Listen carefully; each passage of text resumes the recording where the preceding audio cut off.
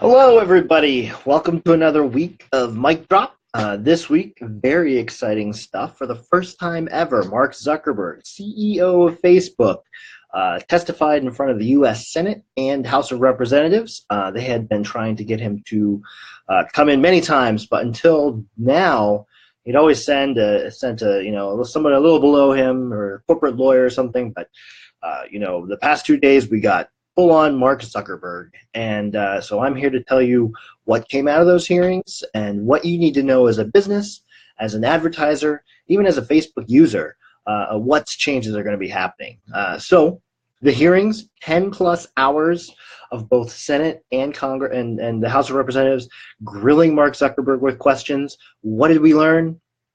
Absolutely nothing. I think it was a huge waste of time. Lots of senators and congressmen were asking questions that were asked previously by other members of Congress.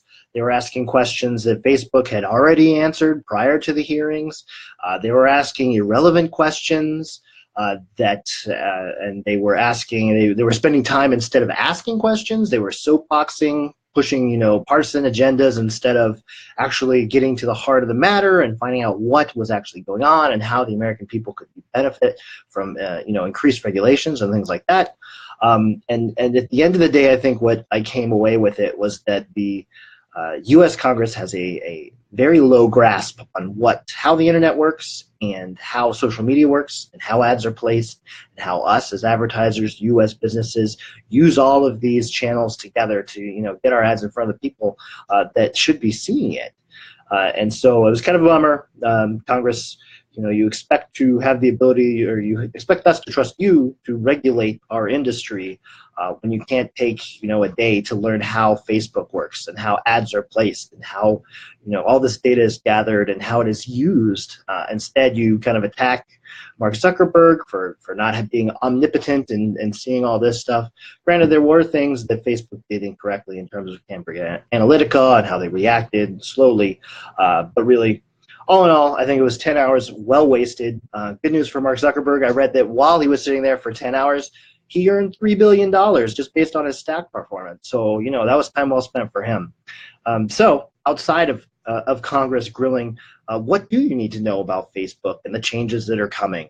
Well, let me tell you. They've been doing a lot of things here, trying to allay our fears as customers, as advertisers, that they're using your data correctly. They're not selling it to other people. It's not being used in any sort of nefarious means. So what? They are going to be tagging any political ad clearly that it is a political ad. So you will know it is a political ad. It's not, just some random share.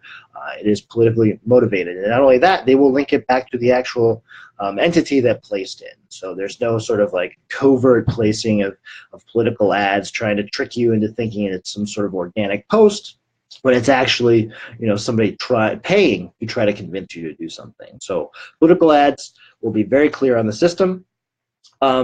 They are going to be, they already had kind of restricted what third-party app developers could pull in terms of data, but they're further restricting that now. So gone are the days of Cambridge Analytica where they could pull almost any piece of data from your Facebook profile. They kind of capped that back when they first found out in 2015, but now they've reduced that even more. And so as a business, as an advertiser, that doesn't mean a lot to us too much because we're not developing apps that are pulling this data. We're more accessing the audiences that Facebook creates based off of this data. There are some advertisers who are using third-party data providers to import data into Facebook for ad targeting. That program is no longer in existence. So if you were doing that through like a company like Oracle and you're pulling in that ad data to kind of refine your targeting, you won't be able to do that anymore. I can't say that we have any clients here at J. Miller that do that, so it wasn't really a big concern of ours.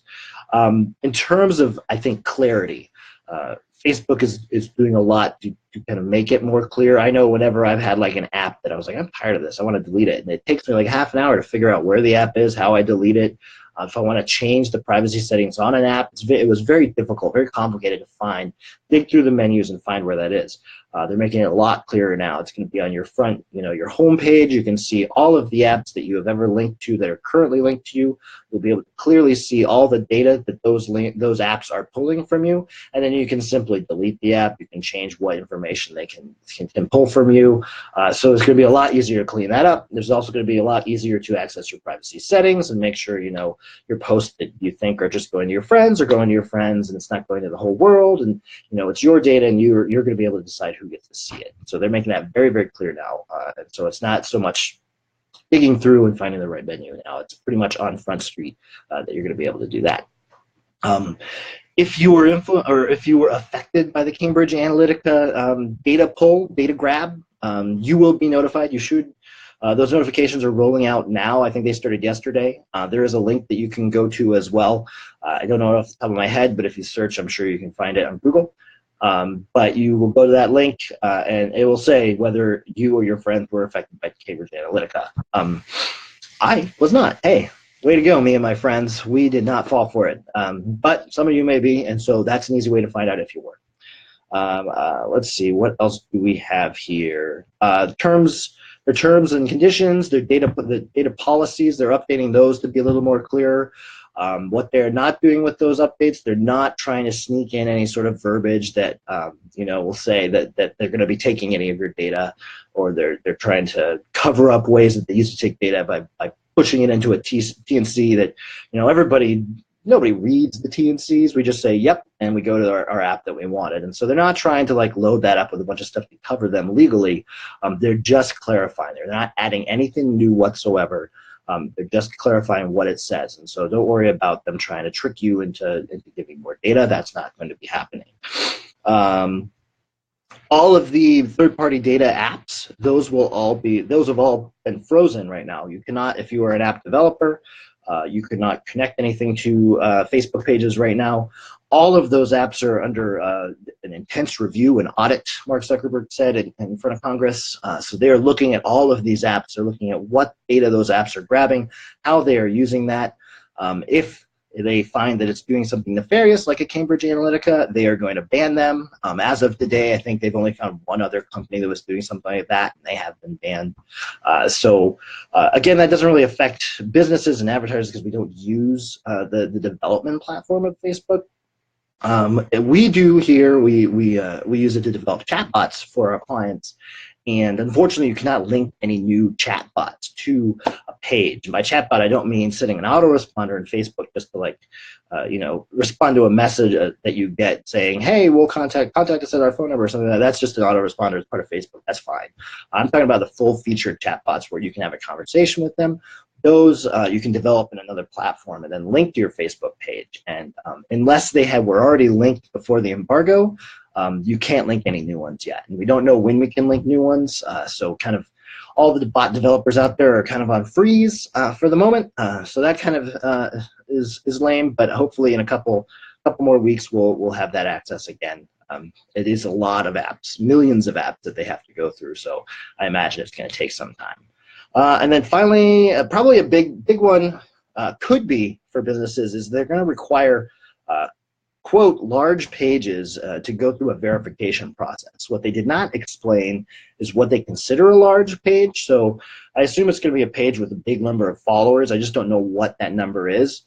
So if you have a ton of followers, you're going to need to get verified. And when I say verified, think of it if you verified like your Google business, they're going to require some sort of like proof that you're with the company. You might have to place, a piece of Facebook code on your site just to verify that you own that site. They could send a postcard to you that you need to read off the PIN number back to like a Facebook representative to kind of legitimize that. Again, we don't know how large is considered large, but if you do have a big following, it might be something you have to be worried about in the future. Currently, it's not, but it could be in the future. So that's that. And then finally, I think this is a concept that a lot of the congressmen did not get. That I just want to make sure that you guys out there in mic drop land know. Facebook does not sell your data. They do not take your data. I, as an advertiser, cannot say, give me all the data you have on Mike Peters. Impossible. You can't take that data and you can't offer Facebook money for that data. What they do is they do profit off the data that you share with Facebook. So as an advertiser, I can say I want to target people who like Star Wars and Calvin and Hobbes. they know that I like both of those things through my data, and they will give an advertiser the opportunity to target me and pay for that ad impression. They cannot literally buy that data.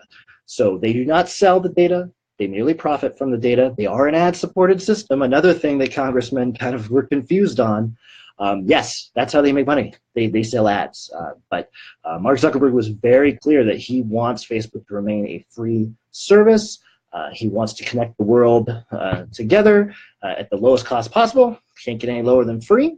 So that is it. If you have any other questions about Facebook changes that have come up, the exciting hearings of the past 2 days, leave them in the comments. Let us know. I'll be happy to get back to you. And until then, consider this mic dropped.